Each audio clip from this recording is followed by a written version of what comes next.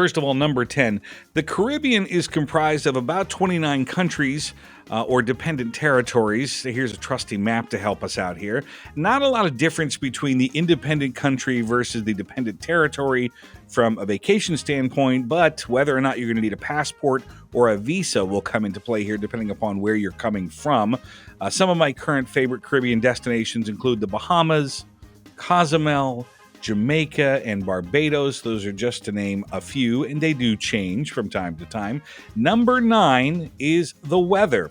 Now, the Caribbean can be hot and muggy. I always suggest staying close to the sea, as close as possible so you can enjoy the warm breezes. Now, keep in mind, hurricane season isn't usually a factor in deciding where to visit, but it's worth noting that they do happen, hurricanes that is, and they do come ashore. The Atlantic hurricane season runs from about the end of May until the end of November each year. For a first-timer, I'd also suggest either a cruise or at least a 3-night visit to one particular place. Remember to subscribe to my YouTube channel, by the way. There's a nice plug. You can be watching more videos just like the one you're watching right now. Number 8, we're talking cruising. The number 1 destination for cruise ships in the world is the Caribbean. You'll note as you are browsing through cruise itineraries, cruises, they either have Western or Eastern or Southern itineraries based on the duration of the voyage, but pay close attention to the private islands as well because they are in fact just that. Now, private islands are not necessarily countries in the Caribbean. They are what they are. They're manufactured by the cruise companies. Now, a Caribbean cruise is an excellent way to explore the Caribbean for the first time. Look for a 7-day itinerary with at least 3 Caribbean ports of call. Number 7, the weather. What can I say about the weather? Well, the Caribbean is synonymous with crystal blue waters. The water is some of my favorite in the entire world. Unless you're going for a full eco trip, be sure to include the Caribbean Sea, the Gulf of Mexico, or the Atlantic on your trip.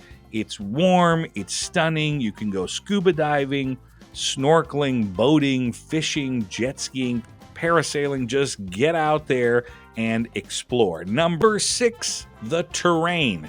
You will be very surprised that Caribbean countries and territories are more diverse than you might expect. Although it does make sense after all, these are destinations that some of which are islands, which means you're going to find mountains, green rolling hills, jungles, and lots of vegetation. If you love long walks, hikes, or rugged adventure, look for countries which cater specifically to those pursuits. Climbing, horseback riding, ATVs are just a few of the ways to explore. Number 5, safety. Now, for the most part, the Caribbean is safe to visit. Tourism is the lifeblood of this region, and the locals really appreciate the visitors because, well, we bring cash to their local economies. So check your home country government website for travel warnings, restrictions, or guidelines, but do your research in advance, especially when you're making destination selections, okay? Number 4, a ton of information. This is another reason why I love the Caribbean. A lot of people write about this particular destination. You'll find videos and podcasts and TikToks and various other, certainly articles and blog posts, but it's really important to note that each one of these countries or dependent territories has an official tourism bureau. Now, that tourism bureau is usually run by local offices within each company, within each country. So you'll note there's a lot of official information that's being published about that particular place. And I highly recommend, while yes, it is promotional, they want you to come there, they also tend to do a pretty good job of full disclosure. COVID warnings, COVID restrictions, safety, what to do while you're there, where to stay. They've got lots of tips. So that's one of the reasons I happen to love the place. The number 3 is the food. Now, look, the Caribbean is not synonymous with what I would consider to be the best food in the world, although that's a relative term. Look, you're going there for seafood, but you're also going there for a lot of culture and cultural influences in the islands, which is really interesting and fascinating.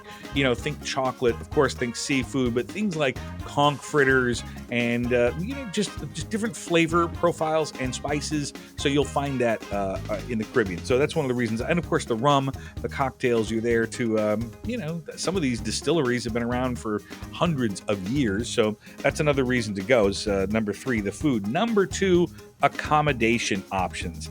If you want to sleep in it, the Caribbean is most likely going to have it. Hotels, resorts, all-inclusive, Airbnbs, vacation rentals, it's all there for you. You can go rustic, you can go budget, luxury, or just about anywhere in between. Sandals and Beaches happens to be one of my favorites. Iberostar, Palace, Riu, and Secrets are also very popular. Now, the rates of the hotels and the airfare vary drastically based on the time of year you are visiting. The peak tourist season begins in mid-December and concludes in mid-April after the spring break season. And that brings us to number 1, which is convenience. It is easy to get to the Caribbean from just about anywhere in the world, especially Central America and Canada and the United States and Europe. Again, plenty of nonstop flights on all of the major carriers, the legacy carriers here in the United States. That includes United, American, Delta, Southwest. But also, you may be surprised, JetBlue has a huge presence in the Caribbean. Spirit Airlines has a huge presence down there. And then, of course, you have the carriers within some of those islands as well. So again, you've got plenty of options when it comes to airlift, and that has to do with supply and demand, the number of seats available. So there you go. That's my top 10 in the Caribbean. Of course, there's more information about this, which can be found on the Caribbean section of my website at erikthetravelguy.com. You can also watch Beyond Your Backyard episodes, and don't forget to subscribe. Thank you very much for watching. Have a marvelous day, and we'll see you in the Caribbean. You're listening to the best travel podcast ever with Erik Hastings.